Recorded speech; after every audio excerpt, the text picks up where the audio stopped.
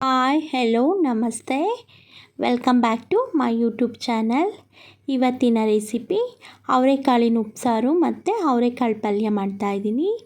ಹಾಗೆಯೇ ಯಾರೆಲ್ಲ ಈ ವಿಡಿಯೋ ನೋಡ್ತಾ ಇದ್ದೀರೋ ನಮ್ಮ ಚಾನಲ್ನ ಸಬ್ಸ್ಕ್ರೈಬ್ ಮಾಡಿ. ಹೇಗೆ ಮಾಡೋದು ನೋಡೋಣ ಬನ್ನಿ. ಕಾಳನ್ನ ವಾಶ್ ಮಾಡಿ ಎತ್ತಿಟ್ಕೊಂಡಿದ್ದೀನಿ. ಹಸಿ ಮೆಣಸಿನ್ಕಾಯಿ ಮತ್ತು ಟೊಮೊಟೊ, ಹಾಗೆಯೇ ಅರ್ಧ ನಿಂಬೆಹಣ್ಣಿನ ಗಾತ್ರದ ಹುಣಸೆಹಣ್ಣು.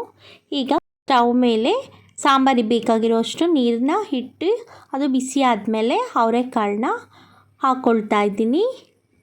ಹಾಗೆಯೇ ನಾನಿಲ್ಲಿ ಒಂದು ಟೊಮೊಟೊ ಮತ್ತು ಖಾರಕ್ಕೆ ಹಸಿಮೆಣಸಿನ್ಕಾಯಿನ ಹಾಕ್ಕೊಳ್ತಾ ಇದ್ದೀನಿ. ಹಾಗೆಯೇ ರುಚಿಗೆ ತಕ್ಕಷ್ಟು ಉಪ್ಪು ಹಾಕ್ಕೊಂಡು ಬೇಯಿಸ್ಕೊಳ್ಳೋಣ. ಅಷ್ಟೊತ್ತಿಗೆ ರುಬ್ಬೋದಕ್ಕೆ ಬೆಳ್ಳುಳ್ಳಿ, ಕಾಳುಮೆಣಸು, ಜೀರಿಗೆ ಕೊಂಡಿದ್ದೀನಿ. ಈಗ ಕಾಳು ಬೆಂದಿದೆಯಾ ಅಂತ ಚೆಕ್ ಮಾಡ್ಕೊಳ್ತಾ ಇದ್ದೀನಿ. ಕಾಳು ಬೆಂದಿದೆ. ಈಗ ನೀರು ಮತ್ತು ಕಾಳನ್ನ ಸಪ್ರೇಟ್ ಮಾಡ್ಕೊಳ್ಳೋಣ. ಈಗ ಕಾಳನ್ನ ಸಪ್ರೇಟ್ ಮಾಡ್ಕೊಂಡಿದ್ದೀನಿ, ನೀರು ಎತ್ತಿಟ್ಟಿದ್ದೀನಿ. ಹಾಗೆ ರುಬ್ಕೊಳ್ಳೋಕ್ಕೆ ರೆಡಿ ಮಾಡ್ಕೊಳ್ತಾ ಇದ್ದೀನಿ.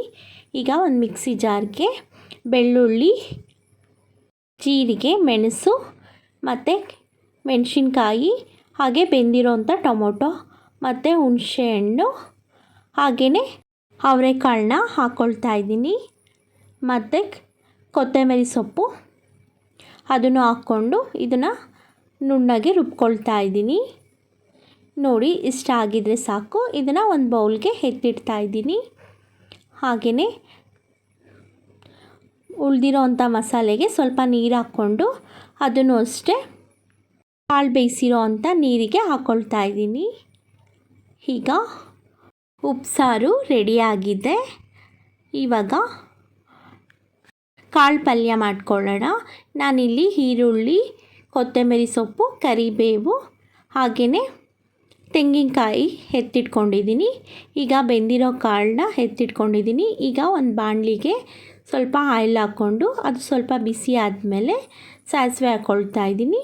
ಅದು ಸ್ವಲ್ಪ ಚಿಟಪಟ ಅಂತ ಅಂದಮೇಲೆ ಅದಕ್ಕೆ ನಾನು ಈರುಳ್ಳಿ ಮತ್ತು ಕರಿಬೇವು ಹಾಕ್ಕೊಂಡು ಚೆನ್ನಾಗಿ ಫ್ರೈ ಮಾಡ್ಕೊಳ್ತಾ ಇದ್ದೀನಿ. ಸ್ವಲ್ಪ ಕಲರೆಲ್ಲ ಚೇಂಜ್ ಆಗಬೇಕು. ಹಾಗೆಯೇ ಈರುಳ್ಳಿ ಚೆನ್ನಾಗಿ ಫ್ರೈ ಆಗಿದೆ. ನಾನು ಇದಕ್ಕೆ ಕಾಯಿ ತುರಿ ಹಾಕ್ಕೊಳ್ತಾ ಇದ್ದೀನಿ. ಅದನ್ನು ಅಷ್ಟೇ ಸ್ವಲ್ಪ ಫ್ರೈ ಮಾಡ್ಕೊಳ್ಳೋಣ. ಫ್ರೈ ಮಾಡ್ಕೊಂಡಾದಮೇಲೆ ಮತ್ತೆ ಬೇಯಿಸಿರೋ ಅಂಥ ಕಾಳನ್ನ ಹಾಕ್ಕೊಳ್ತಾ ಇದ್ದೀನಿ. ಅದನ್ನು ಅಷ್ಟೇ ಚೆನ್ನಾಗಿ ಮಿಕ್ಸ್ ಮಾಡ್ಕೊಳ್ತಾ ಇದ್ದೀನಿ. ಮಿಕ್ಸ್ ಮಾಡಿಕೊಂಡು ಚೆನ್ನಾಗಿ ಫ್ರೈ ಮಾಡ್ಕೊಳ್ಳೋಣ.